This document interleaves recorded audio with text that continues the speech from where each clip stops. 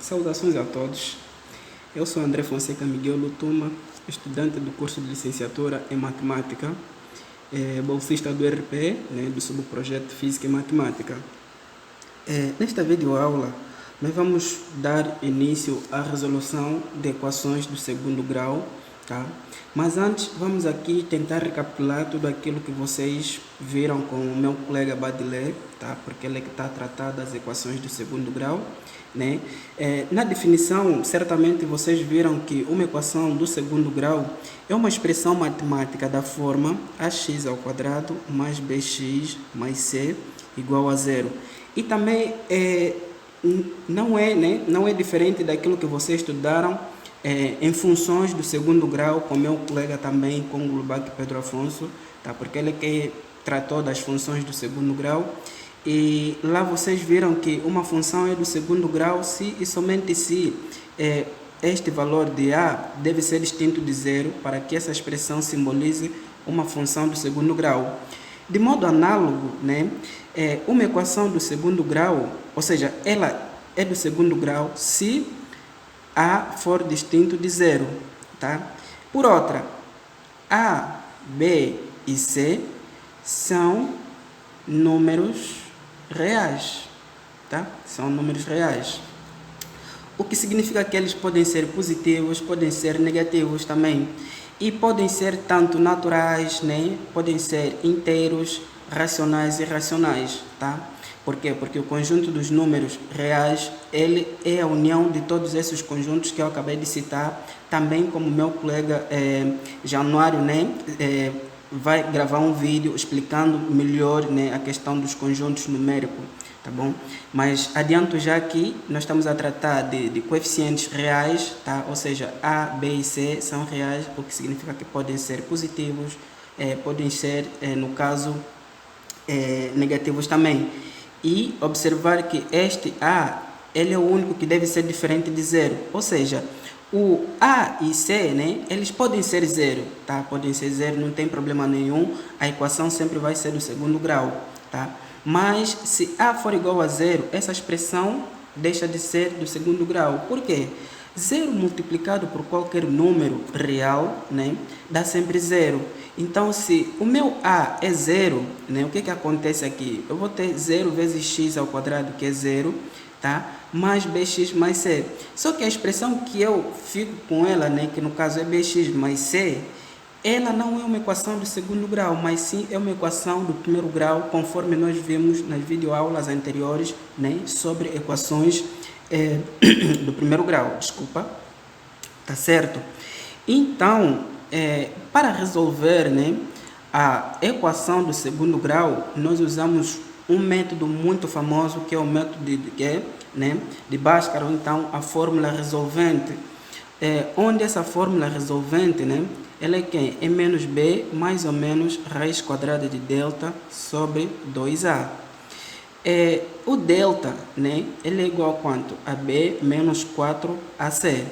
Então, em outros livros, vocês poderão encontrar essa mesma expressão escrita dessa forma, menos b mais ou menos raiz quadrada de b ao quadrado menos 4ac sobre 2a, tá? Isso não é diferente, tá? Mas agora, uma coisa, uma vez que a nossa equação é do segundo grau, implica dizer que ela tem, no mínimo, duas raízes, tá? Na verdade, tem no máximo duas raízes e no mínimo uma. Ou então também pode não ter nenhuma raiz, tá? Então aqui, de acordo ao que eu acabei de falar, vamos ver quando é que uma equação possui raízes reais, tá? A equação do segundo grau, conforme vocês viram com o meu colega Badilé, possui raízes reais, no caso distintas,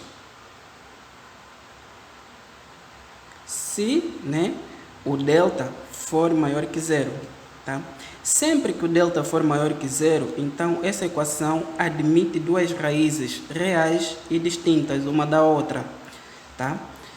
Isso implica dizer que existe x1 e x2, né, diferentes ou então distintas, que no caso são as raízes, tá, e reais.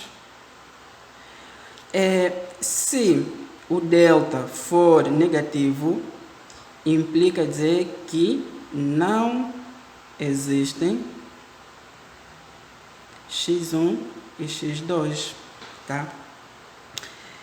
Agora, se o delta for igual a zero, implica dizer que existem, tá? Vou aqui simbolizar, né?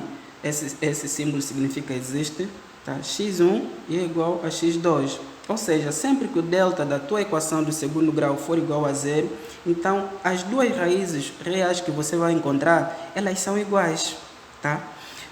Em outra palavra, aqui, né, sempre que o delta for um número negativo, implica dizer que a tua equação não tem raízes reais. Então, quando acontecer esse caso, você não precisa mais procurar por nada, tá?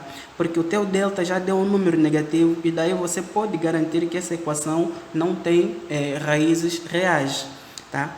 Mas o que é que acontece? Quando o delta for positivo, tá? Ou seja, quando for um número positivo, implica dizer que, né, existem x1 e x2. E essas raízes, elas são reais, mas também são distintas uma da outra.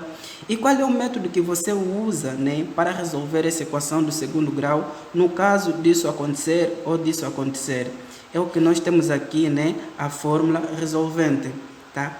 Mas só existe a fórmula resolvente para calcular as raízes, né, de uma equação do segundo grau? A resposta é não.